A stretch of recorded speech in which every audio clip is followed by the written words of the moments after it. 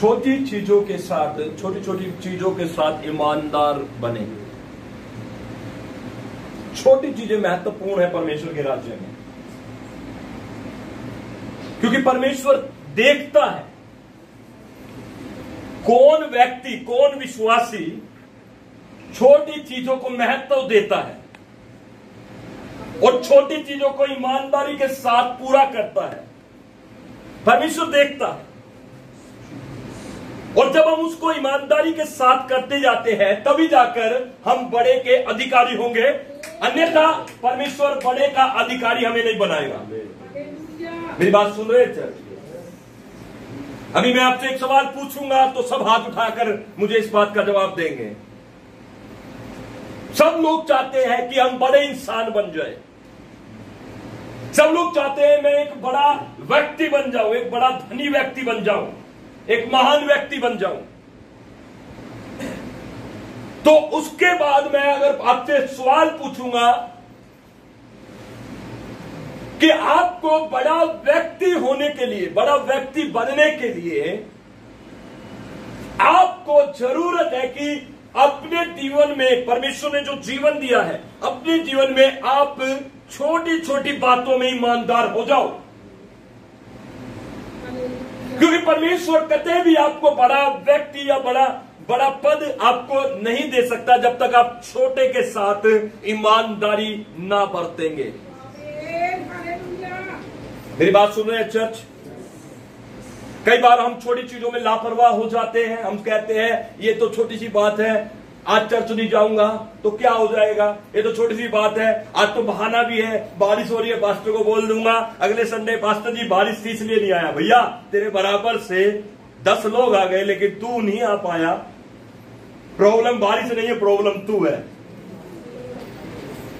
मेरी बात समझ रहे हैं? एक्सक्यूज हमारे पास कुछ भी हो सकता है, कुछ भी हम बहाना लगा सकते हैं, लेकिन मैं बता देना चाहता हूं जब तक हम ईमानदारी नहीं बरतेंगे परमेश्वर हमें नहीं देगा। परमेश्वर चाहता है ईमानदार बने। परमेश्वर चाहता है कि हमारी विश्वास योग्यता का स्तर और भी ज्यादा बढ़ जाए, और भी ज्यादा ऊपर की तरफ होता चला जाए। ईमानदार लोग परमेश्वर को प्रसन्न करते हैं। परमेश्वर प्रसन्न होता है ईमानदारी देखकर। देखिए हम कितनी दूर दूर से जोखिम उठाकर, बस में आकर, भीग कर, बारिश में, हर चीज में, आज बारिश है इसलिए मैं थोड़ा ये बातें टच कर रहा हूं।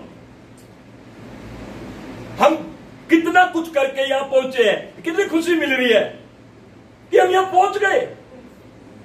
आपका आत्मा खुद से आपको इस बात की शाबाशी देगा कि आप यहां पहुंचे हैं। और याद रखिए जब आपका आत्मा आपको शाबाशी देना शुरू कर देता है, सोच लीजिए उस दिन से आपके बरकत के दरवाजे खुलने शुरू हो गए।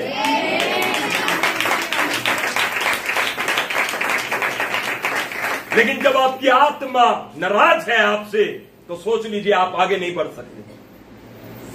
जब आपकी आत्मा नाराज है और आपको यह कहती है कि तेरे 4 कदम की दूरी पर चर्च था और तूने बारिश का बहाना लगाकर छुट्टी कर ली, जब आपकी आत्मा आपसे ये कहना शुरू करती है कि तूने आज 12 घंटे ड्यूटी तो की लेकिन 1 घंटा प्रार्थना नहीं की, जब आपकी आत्मा नाराज है आप कहीं नहीं जा सकते। मेरी बात समझ रहे हैं? अपनी आत्मा के भोजन के लिए मेहनत करो। शरीर को पालने से, मोटा ताजा करने से कुछ नहीं मिलने वाला। यह शरीर आपको कहीं नहीं ले जा सकता, आप यहीं पर रह जाओगे। लेकिन बहुत सारे लोग आपसे बाद में आए हुए लोग वो आगे बढ़कर प्रभु के कार्यों को करेंगे और बहुत सारे लोगों को बचा लेंगे और आप यहीं रहोगे। चर्च, मेरी बात सुन रहे हैं चर्च? इसलिए हमें आत्मा को ईमानदारी के साथ आज से उसको भोजन खिलाना जरूरी है। और आत्मा कब प्रसन्न होगी? जब आप छोटी छोटी बातों को प्रभु के लिए करेंगे। आज आंधी थी, बारिश थी, मैं चर्च आया, मेरी आत्मा खुश हो गई। हालेलुया। आज मैंने 12 घंटे ड्यूटी की, लेकिन 1 घंटा प्रार्थना भी की। हालेलुया। आपकी आत्मा खुश होना शुरू हो जाएगी। आज जब आपने बाइबल पढ़ने का निर्णय लिया, आज आधा घंटा पढ़ी है, अगले दिन आप उसको 1 घंटा बना देंगे, आपकी आत्मा प्रसन्न होगी। Church hallelujah. और आत्मा तभी प्रसन्न होता है जब आप परमेश्वर की उपस्थिति में अपने आप को ले आएंगे, अन्यथा वो प्रसन्न नहीं होगा। अपने बाजू वाले से बोले, आज से छोटी चीजों को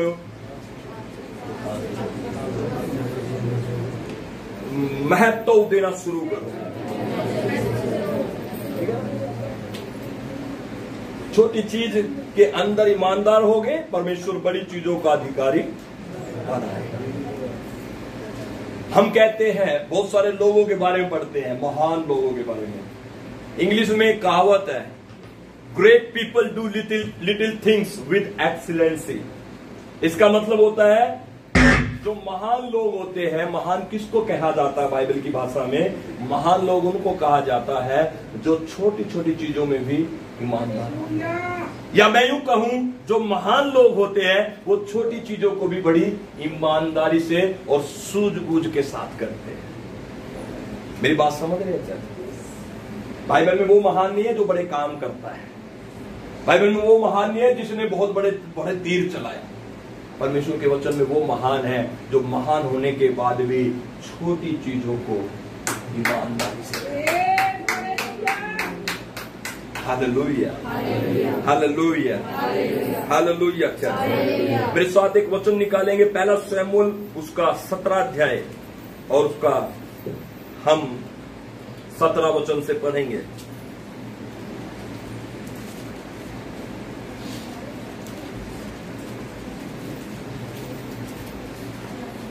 अपने स्टैंडर्ड को बनाकर रखे। क्या बनाकर रखे? स्टैंडर्ड को। मसीह व्यक्ति को प्रभु ने एक दर्जा दिया, स्टैंडर्ड दिया। या तो नो, आपका स्टैंडर्ड है। आप कौन हो आपको पता होना चाहिए। आपको प्रभु ने किस तरीके से बचाकर आपका उद्धार किया आपको पता होना चाहिए।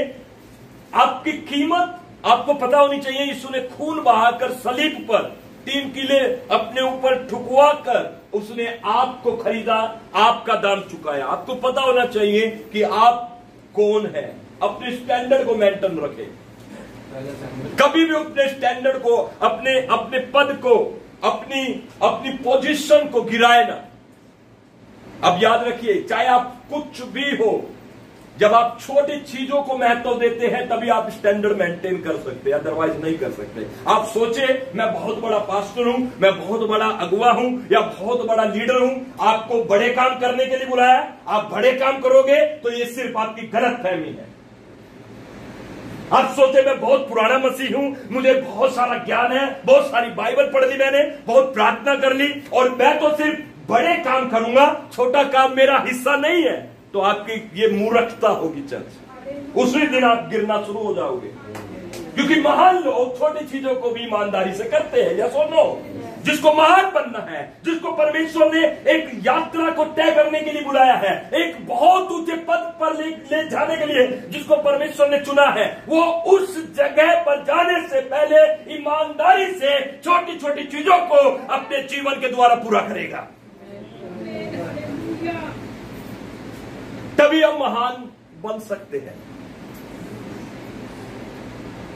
प्रभु में आने के बाद हर एक महान व्यक्ति अपने आप में छोटी चीजों को ईमानदारी से करेगा।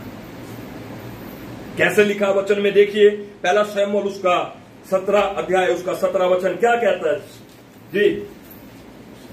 यिशै ने अपने पुत्र दाऊद से कहा, यिशै ने अपने पुत्र दाऊद से कहा, यह एपा भर भुना हुआ अनाज, ये एपा भर भुना हुआ अनाज, और ये 10 रोटियां, और ये 10 रोटियां लेकर छावनी में अपने भाइयों के पास दौड़ जा। आपको पता है यिशै, हेलो, आपको पता है जो दाऊद है वो यिशै का बेटा है।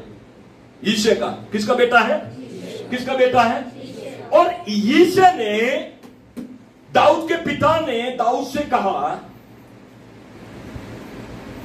ये भुना हुआ अनाज और 10 रोटियां लेकर अपने भाइयों और इन सब को लेकर अपने भाइयों के पास जा। उसके भाई कहां थे? इस्राएल की छावनी में, इस्राएल की आर्मी में।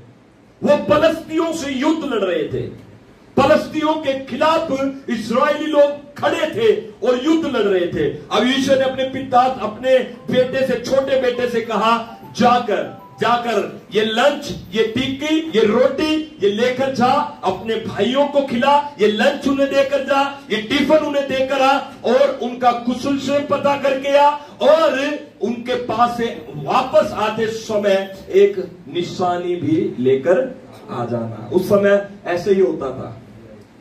उस समय का हालचाल पता करने के लिए एक निशानी दे दी जाती थी। तो दाऊद के पिता ने क्या कहा? यीशु ने जाकर ये लेकर जा। और दाऊद के अपने पिता के घर में क्या काम करता था? दाऊद एक भेड़ों का चरवाहा था।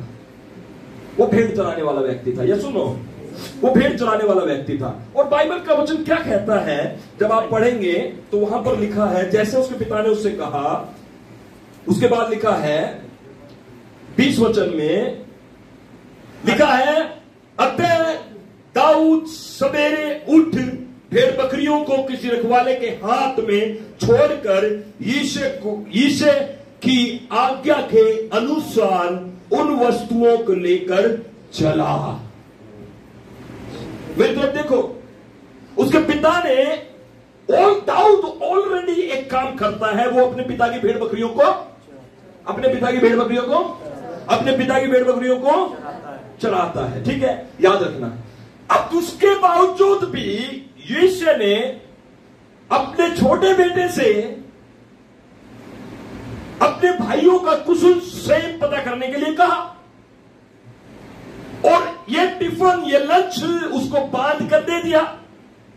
दाऊद सुबह उठा, अपने मुंह धोया, दांत ब्रश की और तैयार होकर अपने पिता की आज्ञा के अनुसार उस काम को करने के लिए चला गया। लेकिन उससे पहले उसने एक और काम किया, अपनी ड्यूटी की छुट्टी नहीं की। अपना जो उसका रूटीन का काम था, उसका रूटीन का काम क्या था? उसको पिता ने उसको भेड़ बकरी दे रखी थी, ये चला, इनकी रखवाली कर। उसने अपने पिता से ये नहीं कहा, पिताजी आज मैं भेड़ चराने नहीं जाऊंगा, क्योंकि तूने तो मुझे अपने भाइयों का कुशल से पता करने के लिए भेजा है, इसलिए मैं सिर्फ आज एक काम करूंगा, एक करा लो, या तो भेड़ चरवा लो या भाइयों का कुशल से पता करा लो। ऐसा नहीं बोला दाऊद ने। ऐसा बोला? ऐसा नहीं बोला। क्या बोला दाऊद ने? कुछ नहीं बोला। पिता से कहा, ठीक है पिताजी, मैं भाइयों का कुशल से पता करके आऊंगा, और रोटी भी देकर आऊंगा, उन्हें खाने के भोजन वस्तु भी देकर आऊंगा, जैसा तूने कहा मैं वैसा करूंगा। अपने पिता से कुछ नहीं बोला।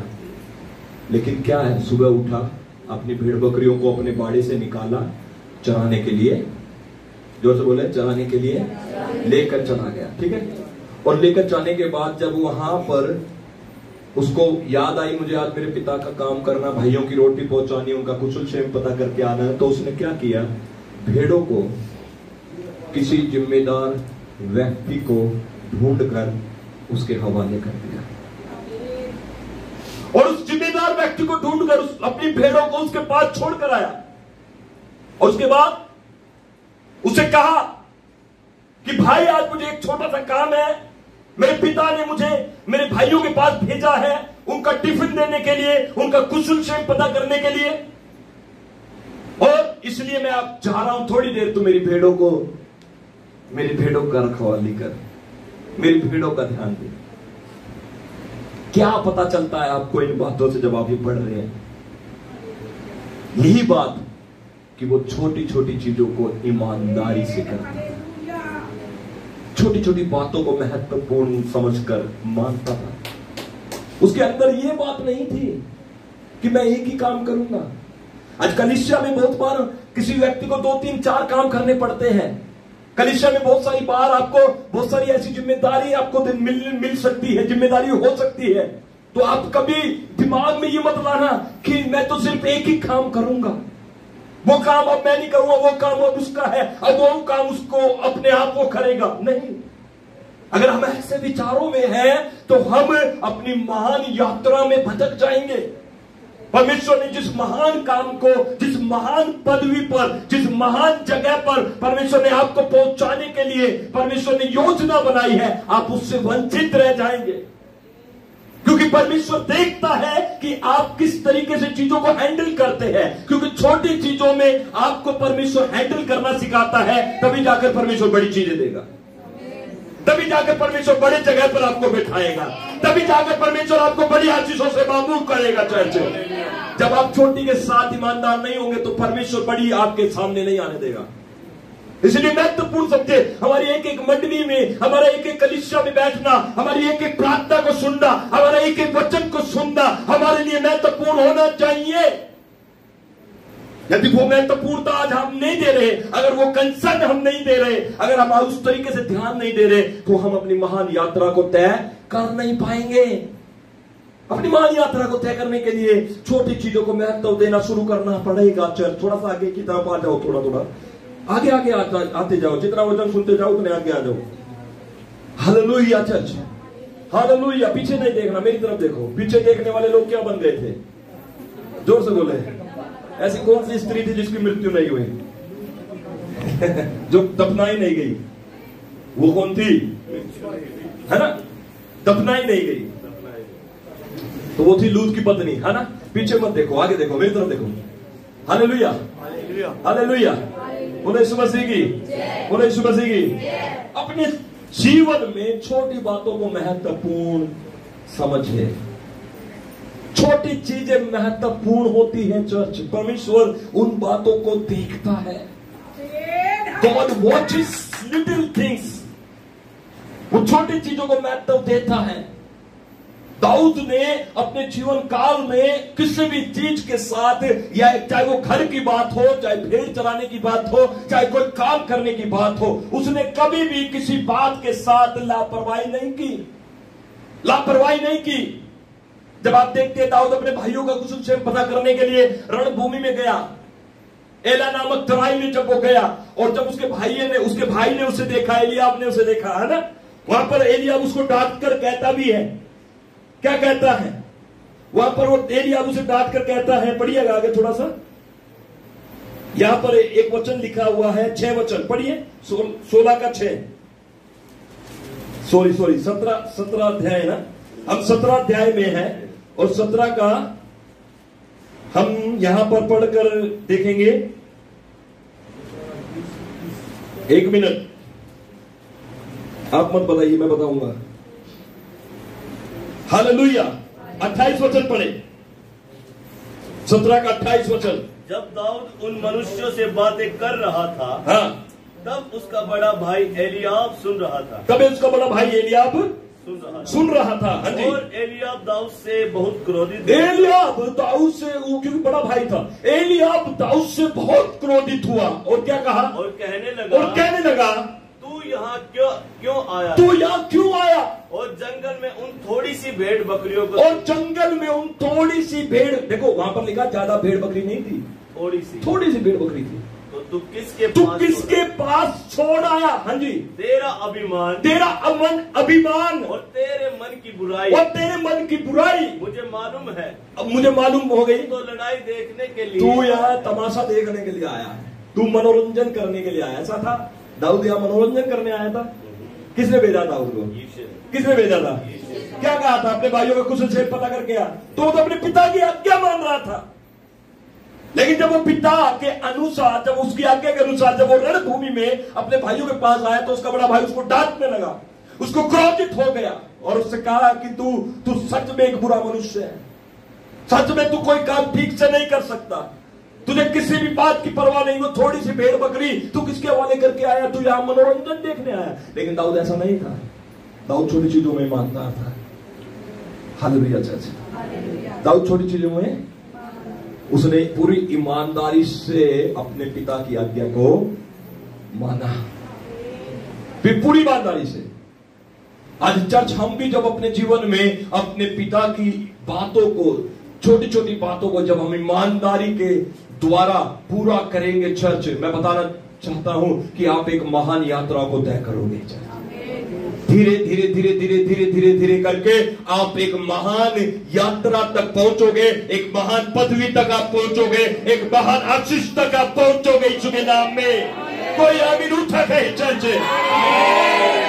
दूसरी बात मैं यह बात करना चाहता हूं,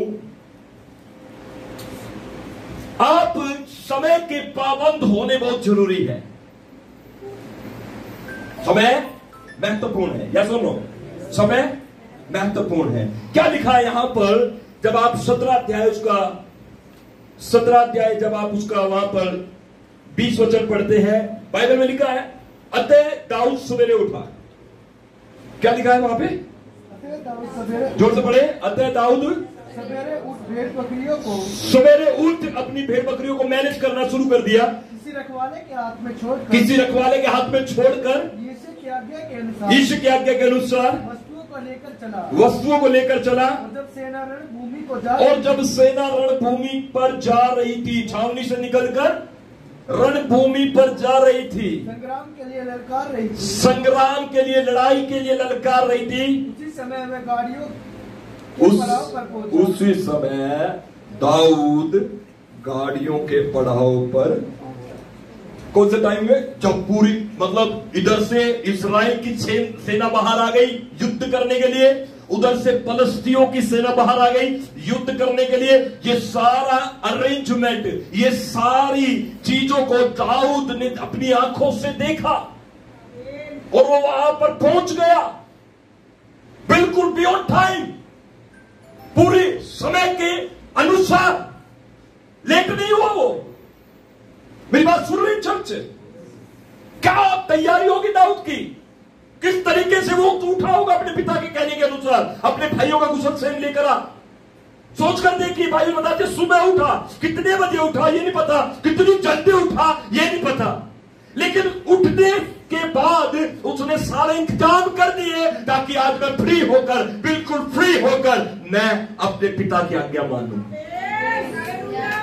हम कहते हैं हम चर्च में संडे को नहीं आ पाते, पास्टर जी हमारे लिए प्रार्थना करो, हमें कोई शैतान रोकता है, कोई दुष्ट आत्मा रोकता है। ये बातें मत बोलिए, आप प्रभु के लोग हो, कोई शैतान दुष्ट आत्मा आपको छू नहीं सकता। आमीन। यीशु का नाम, यीशु का लहू आपके घर में लगा हुआ है। आमीन। यीशु मसीह की उपस्थिति, पवित्र आत्मा की मौजूदगी आपके घर में है। चर्च मेरी बात सुनिए, कभी मत बोलना शैतान मुझे रोक रहा है। याद रखिए, अगर ये चर्च में आने का अगर आपको टाइम नहीं मिल रहा है, अगर आप चर्च तक नहीं पहुंच पा रहे हो, इसका मतलब ये है कि आप आलसी हो, लापरवाह हो, आलसी है। क्यों नहीं आ पा रहा मैं चर्च?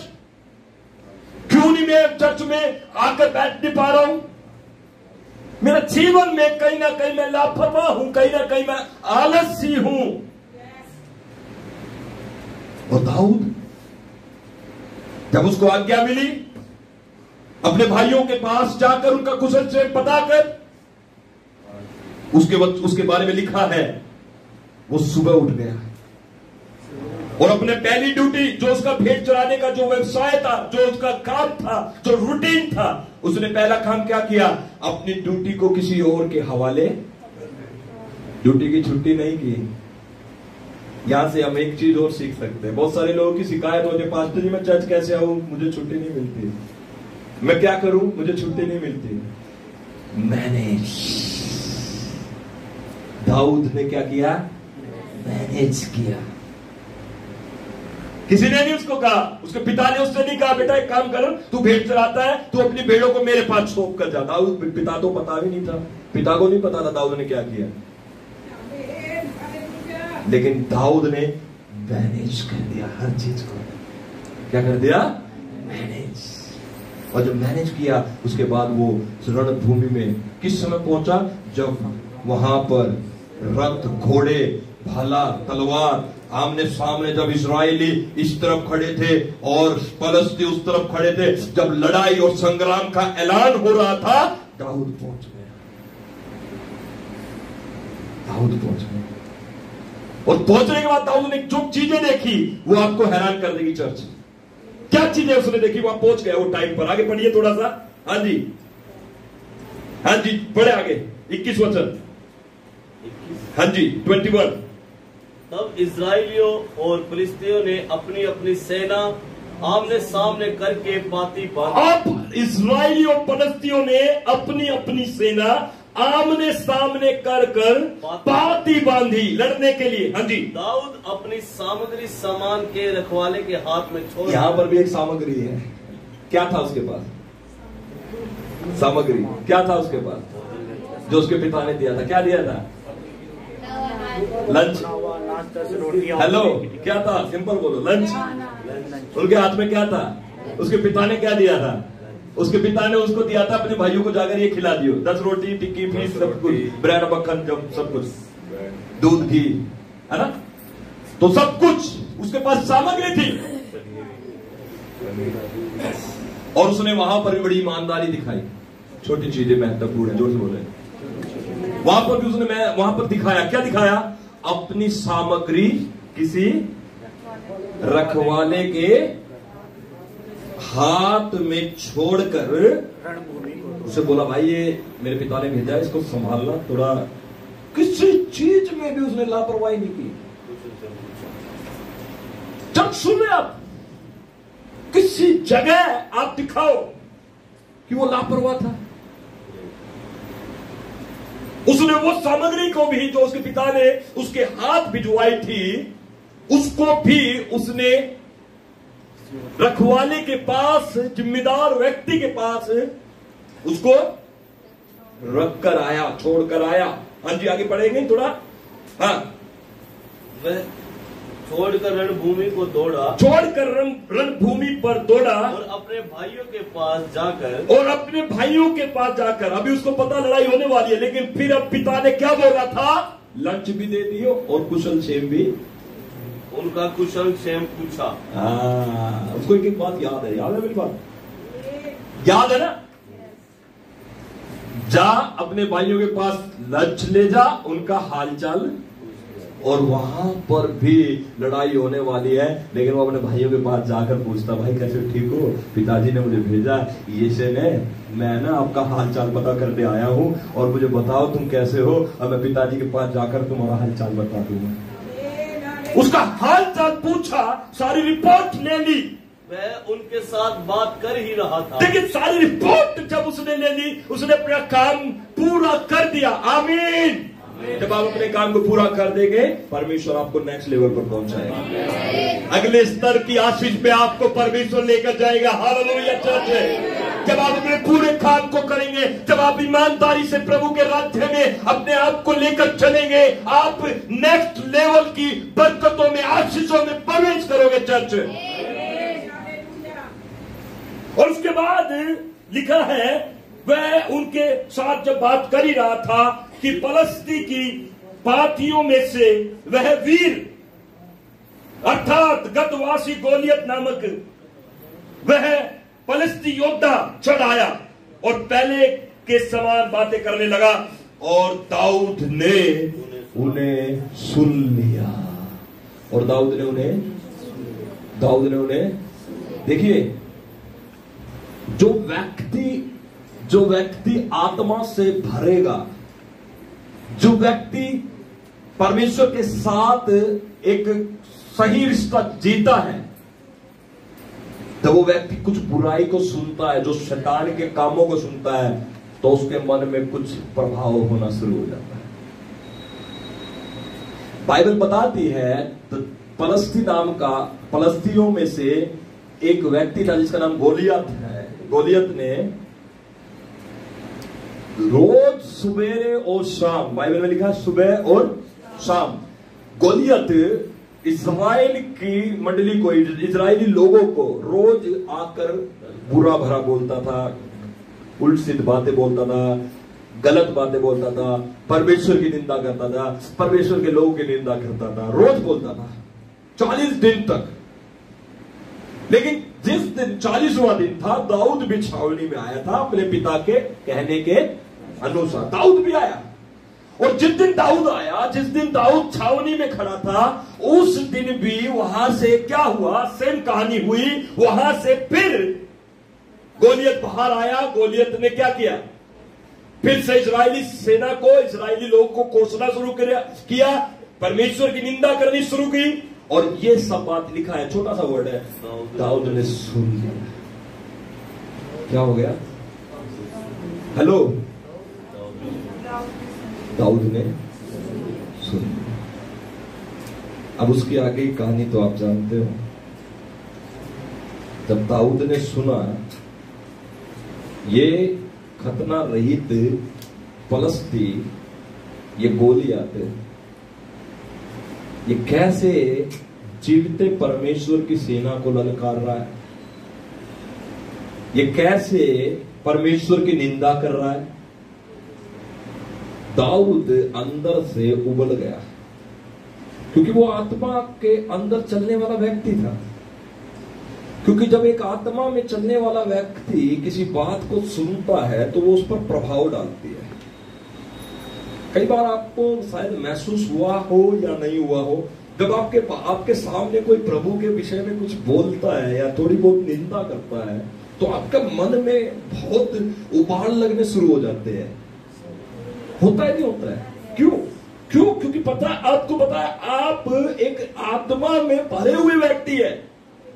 दाऊद आत्मा में भरा हुआ व्यक्ति था, और जब वो रणभूमि में आया, जब वो फलस्तीयों के विरुद्ध से वहां से गोलियात ने जब कुछ बातें बोली, वहां पर रणभूमि में खड़े होकर जब दाऊद ने वो बातें सुनी, किसी के ऊपर प्रभाव नहीं पड़ा। इस्राएली सेना में बहुत सारे लोग थे, वहां राजा भी था, एलियाब भी था, दाऊद के भाई भी थे। या तो नो, मेरी बात सुन रहे चर्च? उन पर प्रभाव नहीं पड़ा, क्योंकि वो सुन रहे कितने दिन से? 40 दिन से सुन रहे हैं, कोई प्रभाव नहीं पड़ा। लेकिन दाऊद ने एक ही बार सुना और वो बोल गया, भाई उबाल मारने लगा। उसको परमेश्वर की आग महसूस हुई। आपको पता गोलियत कौन था? गोलियत के बारे में बाइबल के विद्वान लोग कहते हैं उसकी हाइट करीब 9 फुट से भी ज्यादा थी।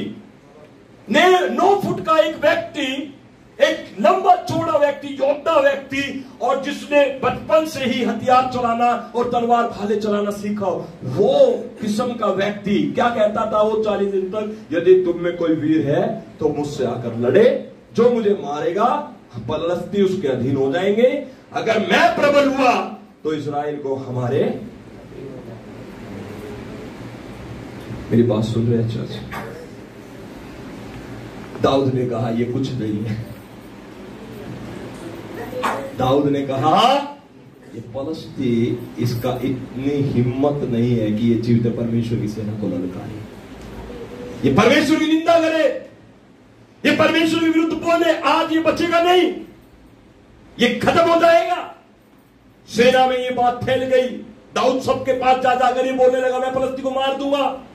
दाऊद कितना था? 5 फुट 5 इंच, और सामने कौन है? 9 फुट 5 फुट 5 इंच और 9 फुट का मुकाबला हो रहा है।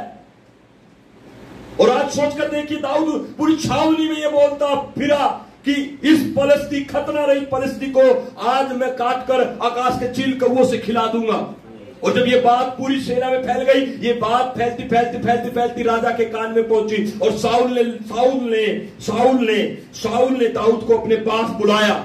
और आप यहां पर पढ़ सकते 31 वचन में, साउल ने जब उसको अपने पास बुलाया, और वहां पर क्या लिखा है? जब दाऊद की बातों की चर्चा हुई, जब दाऊद की बातों की चर्चा हुई, तब शाऊल को भी सुनाई गई, और उसने उसे बुलवा भेजा, उसने उसे अपने पास बुलवा भेजा। तब दाऊद ने शाऊल से कहा, किसी मनुष्य का मन उसके कारण कच्चा ना हो। किसी कोई नहीं डरेगा। हालेलुया, मेरी बात सुन रहे हैं? कोई नहीं डरेगा, उस मनुष्य के बारे में कोई नहीं डरेगा, किसी का मन उसके विरुद्ध कच्चा ना हो। हाँ जी, तेरा दास जाकर उस फलस्ती से लड़ेगा। शाऊल ने दाऊद से कहा, शाऊल राजा दाऊद से कहता है, तू जाकर उस फलस्ती के विरुद्ध युद्ध नहीं कर सकता, तू जाकर उस फलस्ती से युद्ध नहीं कर सकता, क्योंकि तू तो लड़का ही यू आर स्मॉल बॉय, और वो लड़कपन से योद्धा है। दाऊद ने शाऊल से कहा, तेरा दास अपने पिता की भेड़ बकरियां चराता, तेरा दास, मैं एक शेफर्ड हूँ, अपने पिता की भेड़ बकरियों को चराता हूँ। हाँ। और जब कोई सिंह या भालू झुंड में से जब कोई सिंह या भालू झुंड में से मेमना उठा ले जाता, जब मेमना उठा ले जाता था, तब मैं उसका पीछा कर, जब मैं उसका पीछा कर करके उसे मारता और मेमने को उसके मुंह से जीवित बाहर निकालता था। और जब वह मुझ पर हमला करता, और जब वो मुझको हमला करता था, तब मैं उसके केश को पकड़कर उसे मार डालता, तब मैं उसके केस को पकड़कर उसे मार देता था। हाँ जी, तेरे दास ने सिंह और भालू दोनों को मारा है। ओ तेरे दास ने सिंह और भालू दोनों को मार दिया। हालेलुया, जो से कोई हालेलुया कहे। आगे बढ़े कंटिन्यू। अब वो खतना रहित पलस्ती उनके समान हो जाए, आज उसको भी मैं भेड़ और भालू के समान फाड़ कर मार दूंगा, क्योंकि उसने जीवित परमेश्वर, क्योंकि उसने मुझे नहीं, उसने जीवित परमेश्वर को ललकारा है। Praise the Lord, praise the Lord. मेरी बात सुन रहे चर्च? दाऊद कहता साउल राजा के सामने कि मैं चरवाहा हूं, मेरे पास एक्सपीरियंस है। मैं चरवाहा हूं, मेरे पास एक्सपीरियंस है। मेरी भेड़ बकरी कई बार चोरी हुई है। मैंने जब पता किया किसने चोरी किया, कभी शेर निकलता था, कभी, और मैंने फिर उनका क्या हाल किया पता है आपको, है ना? आपके पास एक्सपीरियंस होना बहुत जरूरी है। अगर आप एक महान यात्रा को तय कर रहे हो, एक बड़े दर्शन को अगर आप देख रहे हो, एक बड़ी चीज को, बड़े आशीष को, बड़े बड़े पद को अगर आप देख रहे हो, तो आज आपको एक एक्सपीरियंस होना बहुत जरूरी है। एक्सपीरियंस नहीं है, कुछ नहीं है। हेलो, एक्सपीरियंस कैसे मिलेगा? हाँ जी, एक्सपीरियंस कैसे मिलेगा? जब मैं बारिश के समय में भी चर्च आ रहा हूं, छतरी पकड़कर आ रहा था, हवा से छतरी भी हाथ से उड़ गई। ये अभी भी मेरे साथ ही हुआ है, सबूत के लिए वीडियो है उसके पास। जब मैं दुख में, सुख में प्रभु के भवन में आकर प्रभु की महिमा करता हूं, कई बार लोग दुखी होते, परेशान होते, तब तो आते हैं, लेकिन जब सुखी होते हैं तब प्रार्थना में आते नहीं है। ठीक है ना? प्रभु सुख और दुख दोनों का प्रभु है। आवाज नहीं आई है या नहीं है? प्रभु सुख और दुख दोनों में वो हमारा प्रभु है। आमीन, आमीन। ठीक है, हम एक्सपीरियंस कर रहे हैं। आज हम छोटे छोटे काम को कर रहे हैं। आज चर्च में आ रहे हैं, हम अपने टाइम से आ रहे हैं, छोटी छोटी चीजों को महत्वपूर्ण समझ रहे हैं, दरी बिछा रहे हैं, सफाइयां कर रहे हैं, टेंट लगा रहे हैं, साउंड सिस्टम सेट कर रहे हैं, लीड को कभी टूट जाती है, टाका लगवा के जोड़ रहे हैं। कितनी बार जुड़ गई होगी हमारी लीड भैया? 10-12 बार। जल्दी प्रभु सब कुछ नया देना। आमीन, ऊंचा कहे चर्च से। एक्सपीरियंस कर रहे हैं क्योंकि हम छोटी चीजों के साथ ईमानदार हैं। हेलो, आज छोटा भवन है, छोटे छत है हमारे पास, लेकिन मैं एक बड़े भवन को भी खुली आंखों से देख रहा हूं। बहुत जल्दी यीशु के नाम में होने जा रहा है। हम छोटी चीजों में अभी एक्सपीरियंस ले रहे हैं, और एक दिन हम चक्का वाली कुर्सी पे घूमेंगे। हालेलुया, जोर से बोला हालेलुया। चक्का वाली मतलब समझ रहे हो ना? घूमने वाली। वो एक चीज याद आ गई मुझे कुछ, है ना? छोटी चीजों के साथ ईमानदार हो जाओ, तभी परमेश्वर बड़ी चीजों के ऊपर आपको अधिकारी बनाएगा। आज बड़े व्यक्ति बनने के लिए, महान कहलाने के लिए आपको परमेश्वर कभी नहीं कहेगा कि महान ही काम करो। छोटी छोटी चीजों को महत्व दो। आज लोग कहते हैं मेरे जीवन में गवाही नहीं आ रही पास्टर जी, मेरा जीवन कब बदलेगा? लोग क्या करते हैं, कभी किसी बड़े पास्टर से मिलते हैं, कभी किसी बड़े पास्टर का हाथ रखवा लो, कभी प्रार्थना करवा लो, कभी कुछ करवा लो। परमेश्वर ने कभी नहीं कहा किसी के हाथ रखने से या किसी बड़े व्यक्ति से मिलने से या उसके साथ चाय पीने से तुम भी बदल जाओगे। ऐसा नहीं है। ऐसा है क्या? मुझे भी बता दो, बाइबल में लिखा है तो कभी बड़े बड़े लोगों से हाथ मिलाने से या बड़े बड़े लोगों के साथ चाय बिस्किट नमकीन खाने से आप बदल जाओगे? इधर से उधर घूमते रहो, घूमते रहो, घूमते रहो। चक्का तो, चक्के वाली कुर्सी तो ना मिले, लेकिन आप खुद चक्का बन जाओ, घूमते घूमते घूमते घूमते। क्यों आप इतना डिले क्यों हो? आप अपनी आशीष को डिले कर रहे हो, अपनी आशीष को आप खुद देर कर रहे हो। क्योंकि परमेश्वर क्या चाह रहा है कि इधर घूमने से अच्छा, उधर घूमने से अच्छा, इधर जाने से अच्छा, उससे हाथ मिलाने से अच्छा, उसके साथ चाय पीने से अच्छा, परमेश्वर ने मुझे जहां पर रखा है यहोवा शालोम फेलोशिप चर्च, वहीं पर बैठकर छोटे छोटे काम करूंगा, छोटी छोटी सेवा करूंगा, छोटी छोटी चीजों का एक्सपीरियंस लूंगा, धूप का भी एक्सपीरियंस लूंगा, बारिश का भी एक्सपीरियंस लूंगा, दरी पर बैठने का एक्सपीरियंस लूंगा। एक दिन फिर परमेश्वर चक्का कुर्सी पे बैठेगा। भैया ये प्रभु की आशीष है। हालेलुया। प्रभु ने किसी को नीचे रहने के लिए नहीं बुलाया। दाऊद भेड़ों का चरवाहा था, दाऊद अपने घर का एक सबसे छोटा लड़का था, दाऊद के जीवन में दुख था, तकलीफ थी, तुच्छ समझा जाता था, उसके भाई उसको आदर नहीं देते थे, जीवन में बहुत निराशा है, दुख उसके जीवन में था। लेकिन उसके जीवन में एक क्वालिटी थी, वो अपने स्टैंडर्ड को कभी गिराता। उसको जो मिला काम, जो उसको काम दिया गया वो से करता था।